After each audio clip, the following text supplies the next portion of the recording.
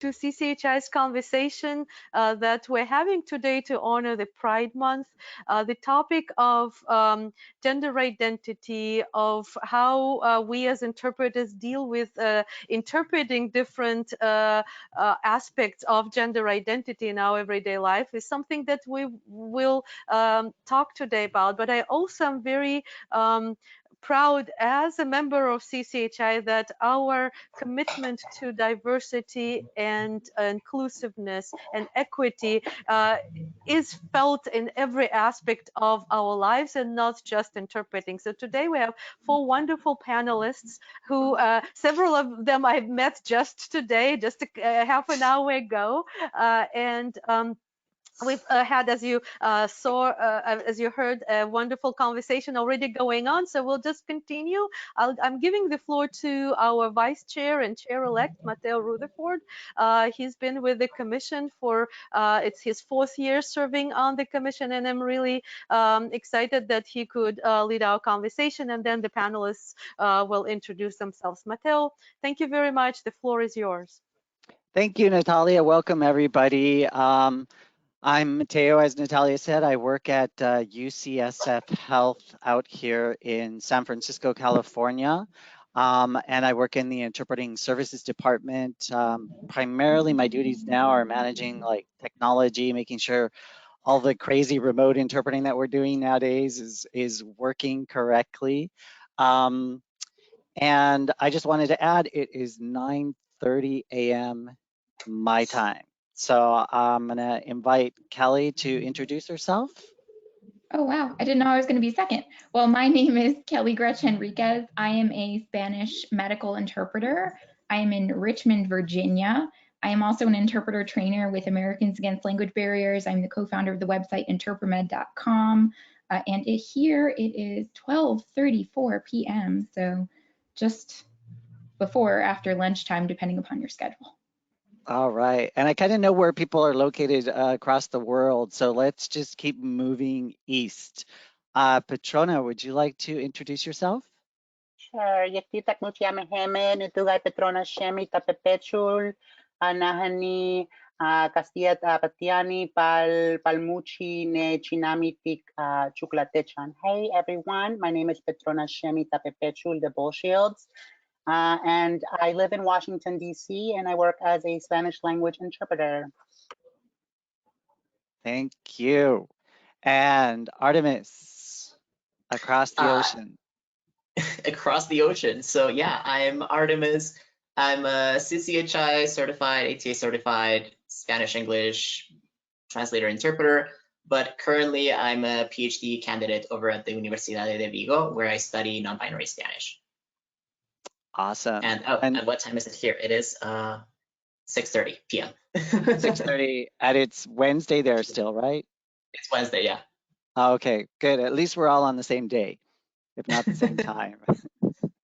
So Kelly and I were having a little bit of a discussion before Natalia opened up the meeting to everybody, and I was sharing a little story that happened to me, which in my particular case, it turned out to be a positive interaction. I was interpreting on Zoom for a doctor. They had the doctor and their last name, and then they, them pronouns. And so I explained to the doctor that Spanish is a gendered language because I interpret Spanish, and that in traditional Spanish, we would use the word male doctor or female doctor. And did the doctor have a preference, or was there a particular way that they wanted me to deal with that? And so the doctor told me that they preferred male doctor, and we continued with the assignment. And the next day, the doctor sent me an email saying they appreciated me asking. And it's kind of explaining that subtlety about the Spanish language.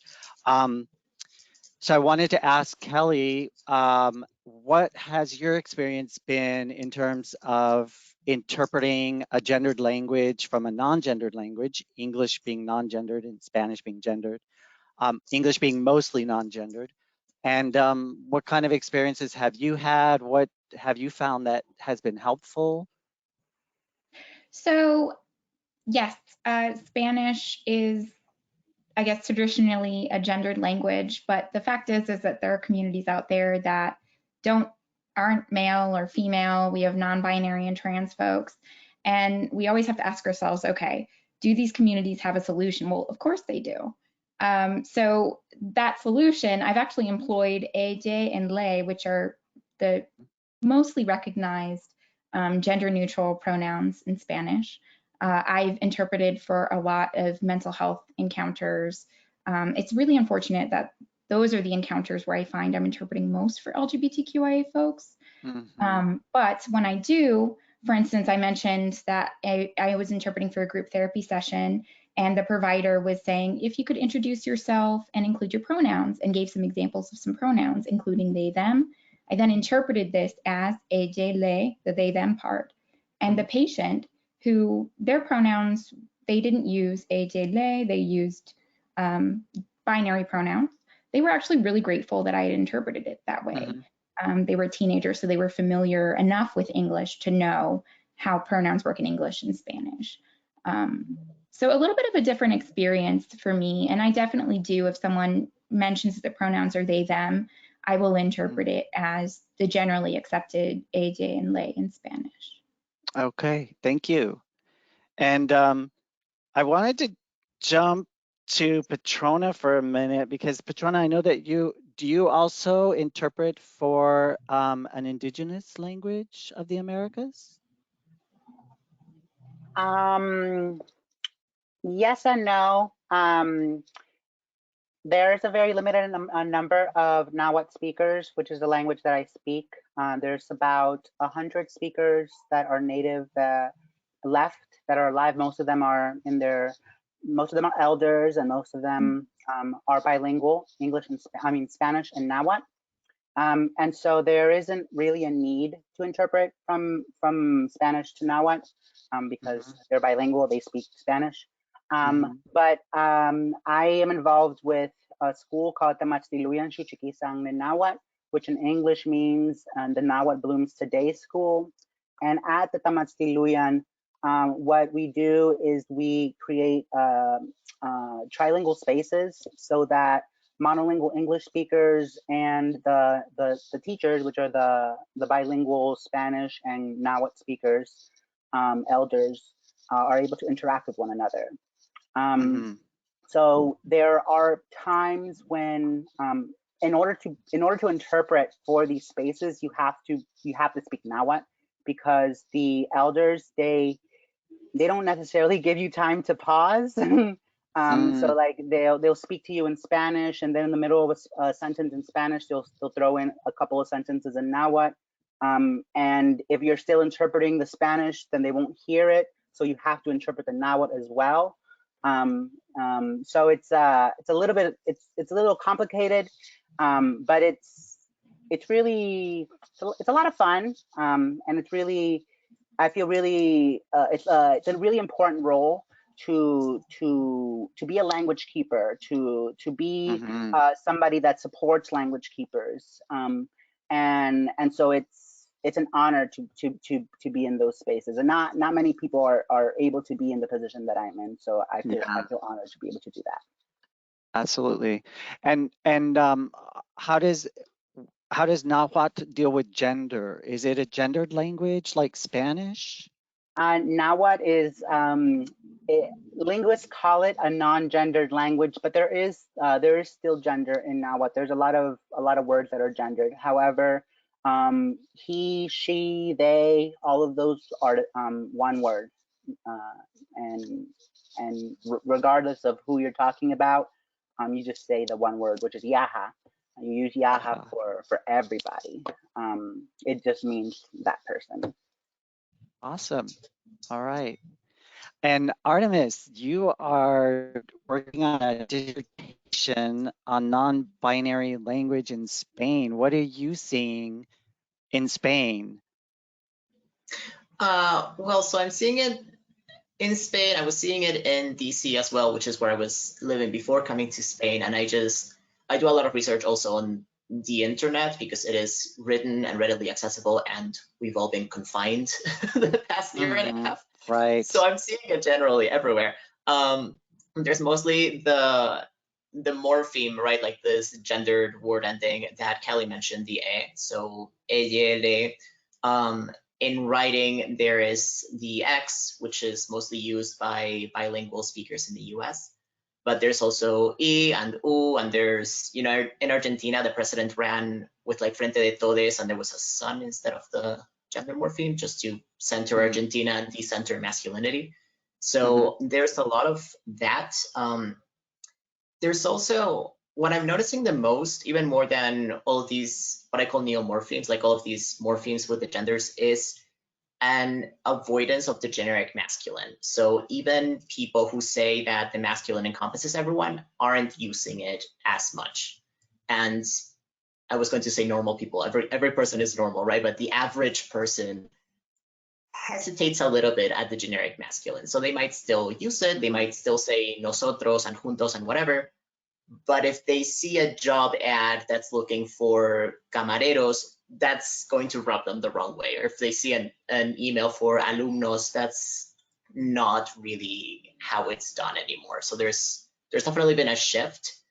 I've also noticed that they've started incorporating ella in translations, like in TV and movies, which I think that's really just a tipping point, because at this point it's become normalized enough that every teenager has heard it. Most of them use it sometimes. And I think this is just, it's here to stay finally. So I want to, as our resident linguist expert here, I want to ask you, what are people doing with the articles and adjectives? Because in Spanish, of course, those have to match the gender of the noun. So I think a lot of people talk about pronouns because that's what we talk about in English, but I think talking about pronouns in Spanish is a huge mistake because it's about morphemes, as I was saying. So they're just picking a morpheme and they are agreeing with it. So I use e for myself, I am ella, so I am une traductore, and you just essentially take a sentence in the feminine, because I will always have the morphemes, and you change the female morphemes to whichever other morpheme you want. So people are being consistent with that. Okay, great, awesome. Petrona, I wanted to ask you a little bit about just what do you see in terms of the state of Indigenous language interpreting in the US?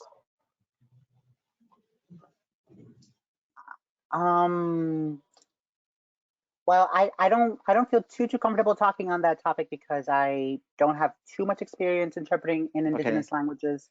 But I will say that Indigenous languages all across the Americas are at great risk.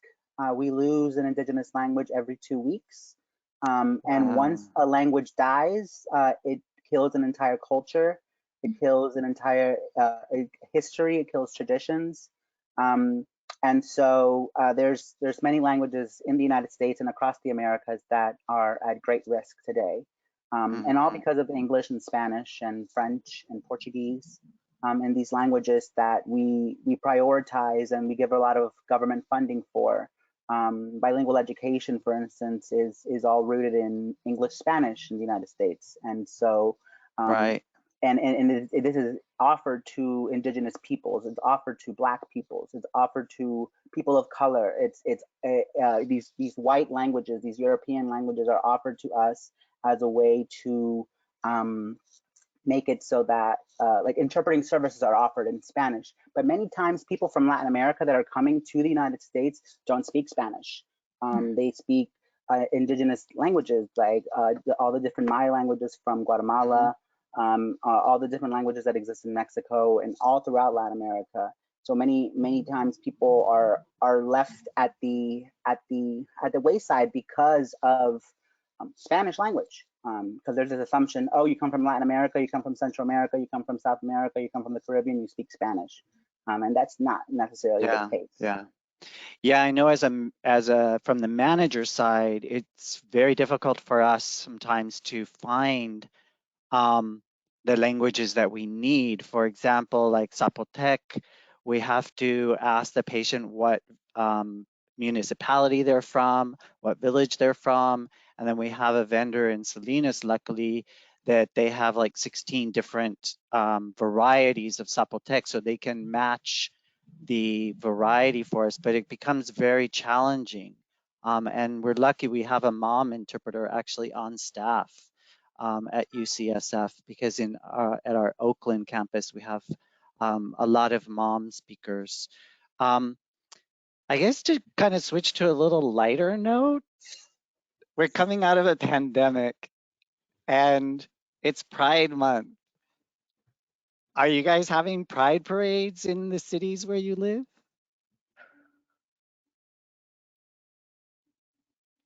I mean, I can answer. I guess like the DC question is going to be shared by Kelly and Petrona, but I mean, in Spain we're not vaccinated. We have just started vaccinating people from 40 to 49, and we are still descending. So I'm not going to be vaccinated for several months, and we're not. They've lifted the restrictions, and we could officially have prides. There's been a couple of protests. There's been some. It's been a very, very rough year for trans people, like legally as well. So there's been some protests, but we don't have things happening in Spain. Yeah. In DC, the whatchamacallits are lifted as well. The rules are lifted, and so everything's open now. But cases are still going up. It's still a hot spot in the region. Lots of people are still the non-vaccinated population is being hit the hardest, and DC Council believes it's funny to make a joke about the pandemic and pride. They said just 2 days ago that it's Pride Month and all restrictions have been lifted. What could possibly go wrong? And that in itself shows that like Washington D.C. does not really does not care about transgender people, LGBT people, and the entire community. So yeah, the prides have happened. There was a march or whatever a couple of days ago, but that same night, you know, as people were trying to celebrate, anti-blackness showed up and there was a really huge, very public, violent attack against a Black woman here in the city by a gay bar here in the city, and yeah, it's like nothing really ends. There's still a lot of violence against the community. So restrictions have been lifted, but the white cis gays are still attacking our communities. That's not very encouraging. Yeah, I just have to say that here in Richmond, it's kind of tough for me to really speak on it because I've been very, very careful. I work with a lot of pediatric patients. So even though I'm fully vaccinated, I have a 10-year-old stepson, and just trying to be as safe as humanly possible. So I haven't really been keeping my finger on the pulse of the Pride activities here in Richmond. I will say, however, that I am very, very impressed with the local drag community. They have been really, really safely conducting a lot of like doing outdoor drag shows. And this was going on during the pandemic here in Richmond. And I can only imagine that that's going to be extending into Pride.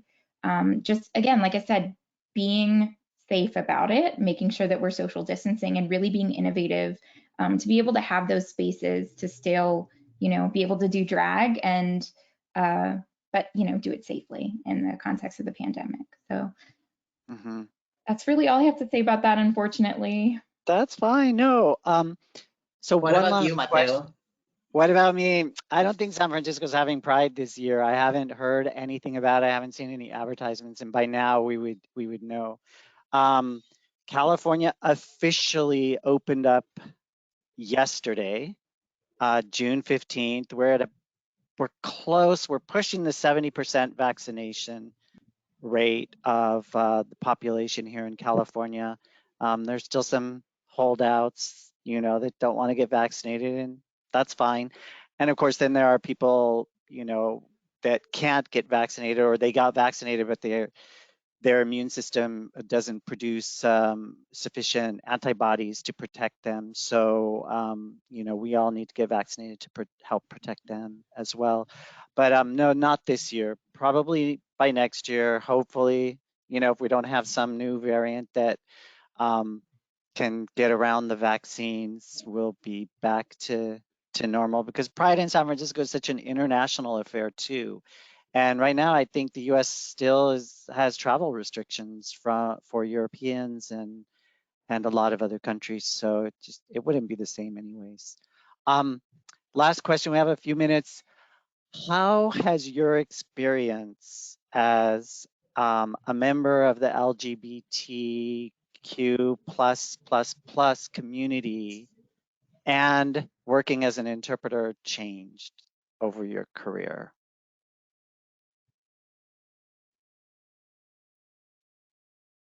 Good experiences, bad experiences? I suppose I'll just go ahead and say something really quick that's kind of related to this and related to what we were just talking about.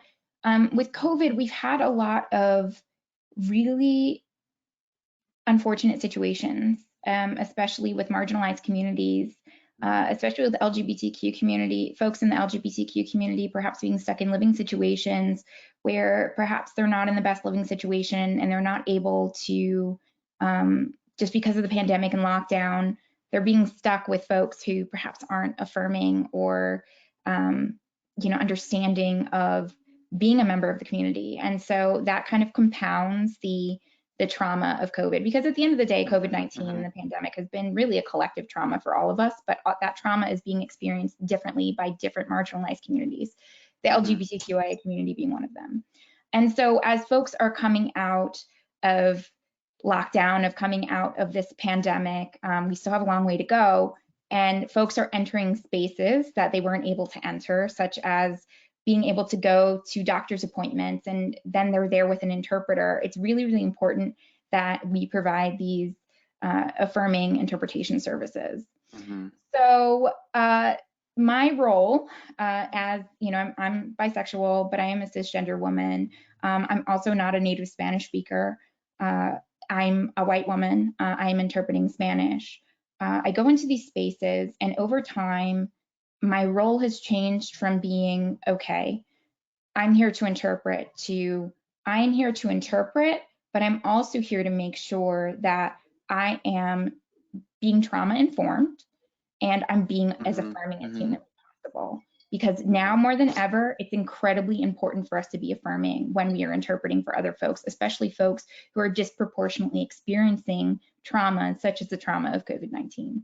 So if anything, it's just kind of like fomented my role more and made it that much more crucial, because sometimes I'm the first person that someone's seeing after a year of being at home, and I'm their first interaction with the outside world when they go to see a mental health provider or go to a doctor's appointment.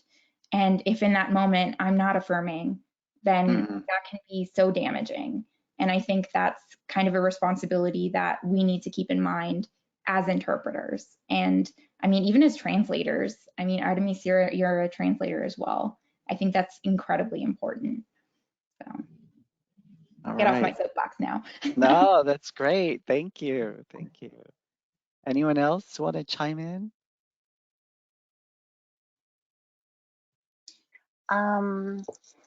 Yeah, from my experience, I don't necessarily feel like I personally do not believe that there is such a thing as the LGBT community. I don't think it exists. There are many different communities that are LGBT, and so there is no LGBT community. Just, you know, the example I just gave, how a gay white bar attacked a Black woman. That's a very clear example of how there is no such thing as the LGBT community. I've found that in spaces that are trans or are LGBT, many times they ask for interpretation, and they almost require for the interpreters to bring in the community, because they don't want to do that labor of finding trans people that speak Spanish to join their events. Yeah, it's almost like we have to be organizers for them because they can't organize their own events. And it's really unfortunate because we don't get to just do our job. We don't get to just interpret, or we don't get to, we have to also be a community like supporter. We have to essentially walk a person through a bunch of microaggressions just so they could have access to interpretation. And yeah, so I don't necessarily feel that the industry right now is in a good place. Right now, it's specifically, I'm talking about the Spanish language interpretation and translation industry. It's run by white non-Latin American people, and the Latin American people that are there are white, and so there's a lot of it's especially white cisgender Anglo women that make up the industry, and many times they're not giving opportunities for brown, for black, for indigenous, trans people, non-binary people, cisgender people even, to talk to the community that they are also a part of, that we've been talking to since we were young. Many times, heritage speakers like myself, people that have been speaking Spanish, heritage interpreters that been speaking Spanish since they were a kid. We've been interpreting since we were a kid. We've been interpreting for our parents. We've been, making sure that our families have access to the resources that other families don't have to, that other kids don't have to do this. And so I believe that, like, right now there's in the industry, there's a preference on degrees, there's a preference on certifications rather than lived experience and true connection, because the way that we as heritage speakers are able to connect with the community is different than somebody who learned Spanish or somebody who went to school to be an interpreter.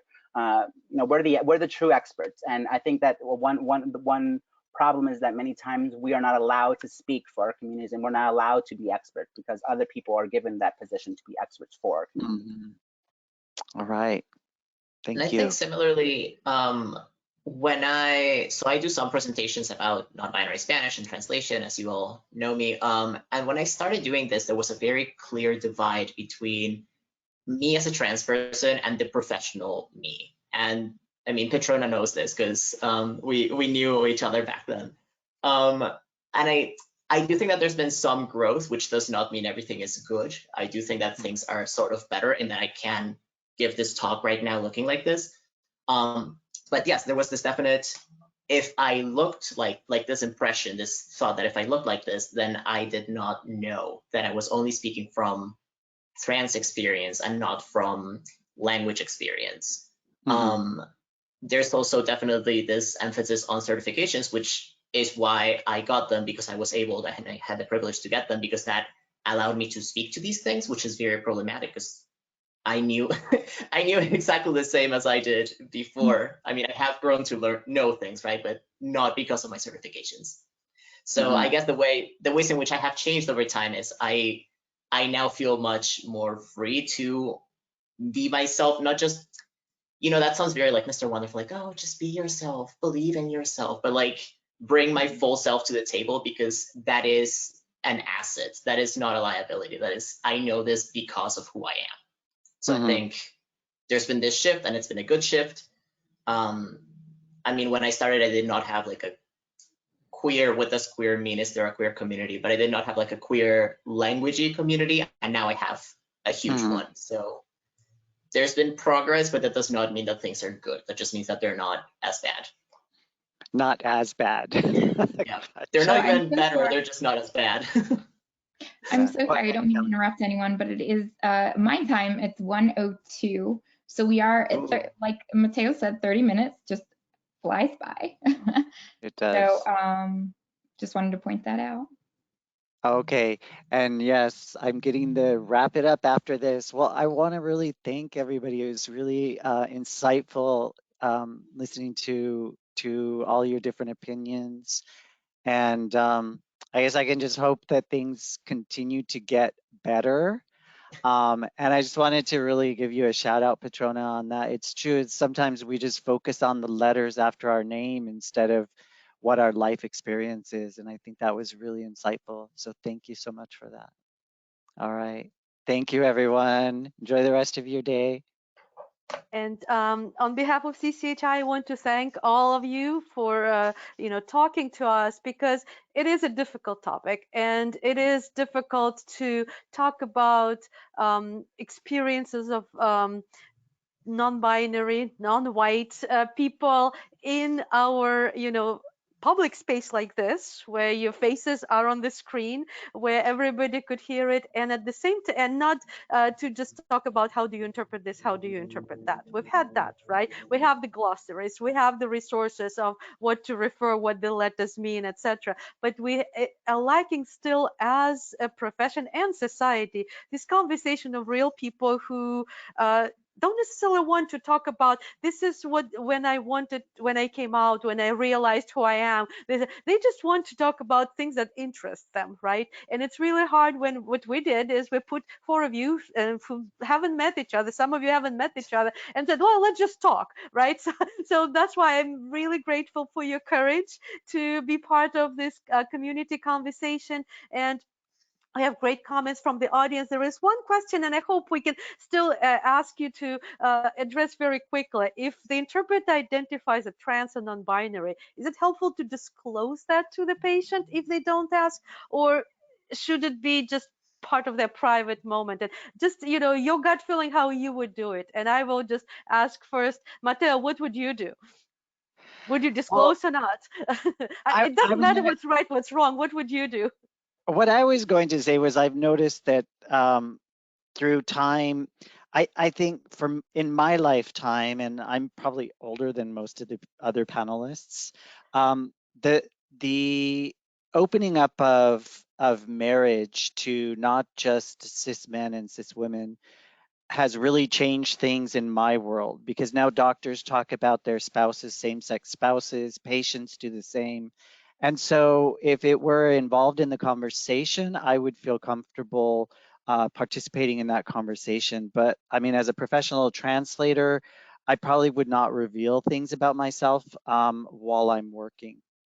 And that's just my preference.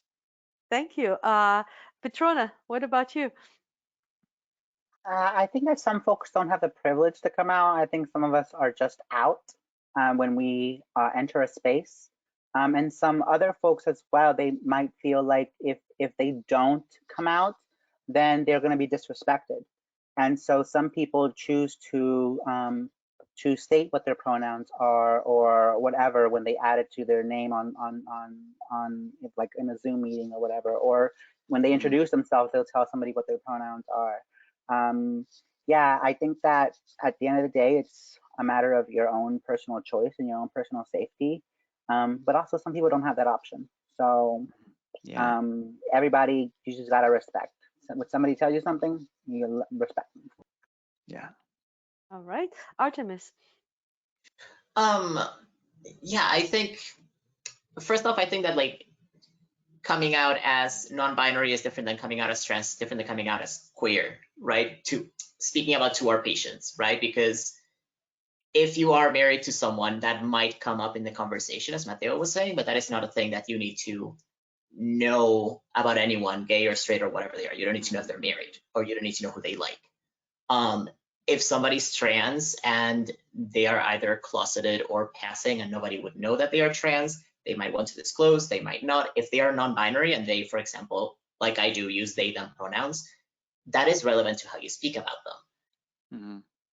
You also as an interpreter, or I also as an interpreter, never felt like I had the space to correct someone, which is an entirely different problem and something that we should talk about, you know, in interpreting spaces, in non-interpreting spaces. We should know whether interpreters can advocate for themselves in these cases, right? But I did always have my pronouns, like my pins and my things, so that people who were trans or queer or non-binary would know. So they would see the flag, and if they recognize the flag, then they might feel some affinity. And that definitely helped me. As I was telling them before we actually started the live, I interpreted a lot for trans and non-binary people in DC. So if I interpreted like a trans surgery, they really appreciated knowing that they were with a trans person, because usually none of the medical workers, like none of the hospital workers, not the doctor, nobody is trans. So there is definitely value there in having a trans person. And that's also something that Petrona mentioned again before we went live, in the importance of representation in interpretation, and having someone who is even if not in all ways like you, who shares some experiences with you. Yeah. Thank you. And Kelly, finish it off for us. Oh my goodness, no pressure. So I am not trans or non-binary, so I wouldn't really be comfortable in answering that question necessarily. But I will say that, you know, I'm bisexual, and I've interpreted for folks who are bisexual, and that's come up during our topic of conversation while I've been interpreting for them. I feel like mentioning gender and how you talk about yourself is a little bit different than mentioning your sexuality. So it makes it tough because I really do think that patients who are bisexual, for instance, knowing that they have a bisexual interpreter is helpful, knowing that, you know, you're not going to have someone interpreting for you who, or at least someone who is less likely to throw some stigma your way. So it's just a little bit different with sexuality than with gender. I would say the beauty of switching to third person in English when you have to do a third person introduction is you say the interpreter would like to, but then you have the challenge of interpreting that into Spanish. And I think in those cases, using your pronouns in that instance, or using the particular gendered, you were talking about morphemes, Ártemis, using those when you're speaking in third person can kind of set the tone and perhaps set the example. But I don't really have much experience with that, unfortunately, as a cisgender person. Okay.